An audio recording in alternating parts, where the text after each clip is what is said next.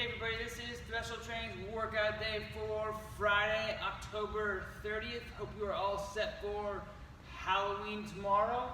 We're going to kick off today's workout with a lower body strength portion. Every 2 minutes for 6 sets, we're going to do 3 front squats at 90% of our 3-rep max. So we're looking for a heavy stimulus today.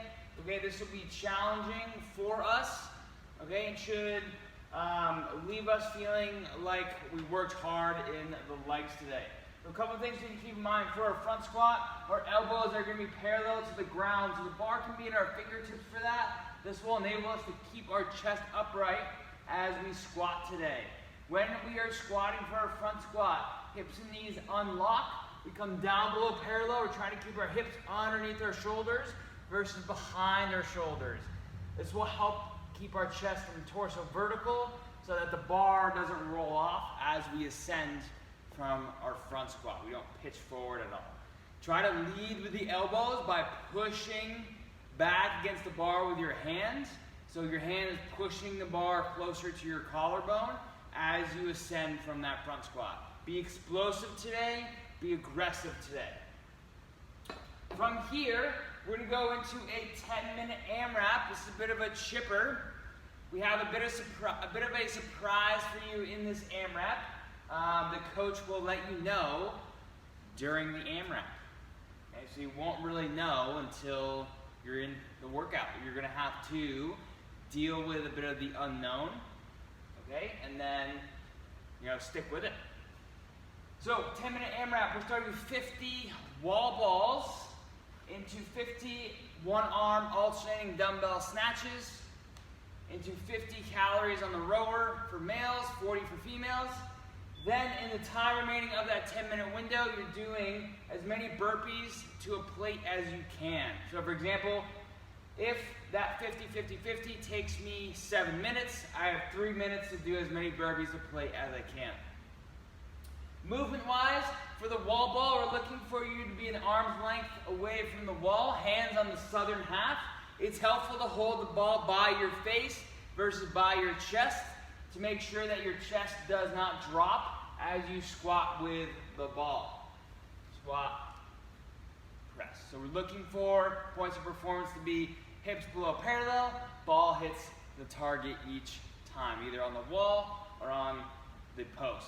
For the alternating dumbbell snatch, you're going to have one dumbbell, you're going to be straddling it between your feet. You're going to lower your hands to the ground by keeping your hips down below your shoulders. You're going to bring the dumbbell to your waist, launch, catch it overhead, stand, reset by bringing the dumbbell down and switching hands. You can switch hands in midair or on the ground. Another technique is to bring it down to the shoulder and then switch hands as you go down and touch the floor. Both hexes must touch the ground each time.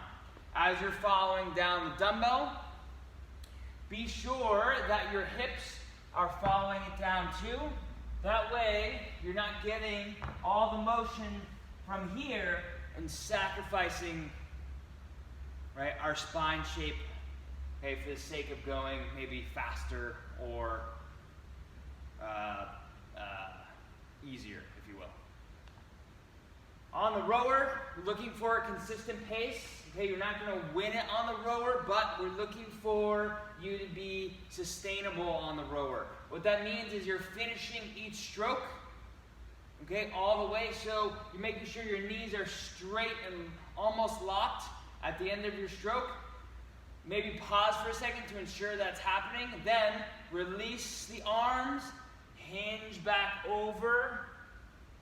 Right, so you can't hinge anymore, then that's when you're going to bend your knees. Okay, I hinged upright to kind of show you that it's not all that dissimilar from any other hinge movement that we kind of do.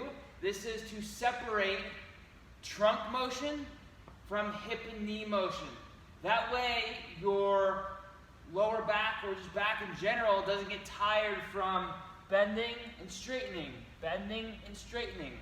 If I was on a rower, it would look like this, right? I'm reaching forward, rounding, and then I straighten as I come back. It's just extra movement that you don't necessarily need. So Keep an upright torso, hinge. Let the hips and the knees do the work for you, do the motion for you to bring the seat into the rotor. Let the upper body kind of remain kind of silent. Okay, imagine you're doing a plank with your upper body. It's not really moving all that much, right? The legs are doing most of the motion and producing the most power. Burpee to plate. We're going to have a plate in front of us. We're going to do a burpee before the plate, not on the plate. Chest touches the ground. Then we're going to jump the plate, open up our hips, jump back or step back. All right, that is today's workout. We're going to cap off the week with a tough one. Good luck and have fun.